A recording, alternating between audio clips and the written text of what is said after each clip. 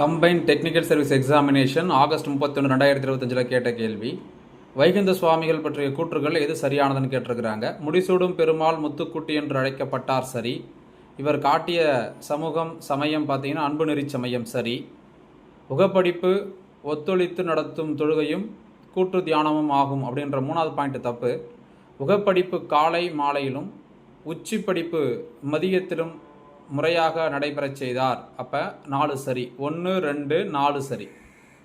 இது 1 2க்கு நம்ம ப்ரூஃப் நம்ம ஸ்கூல் புக்லேயே இருக்குது, நம்ம கோர்ஸ்லேயும் நம்ம நடத்தியிருக்கிறோம்.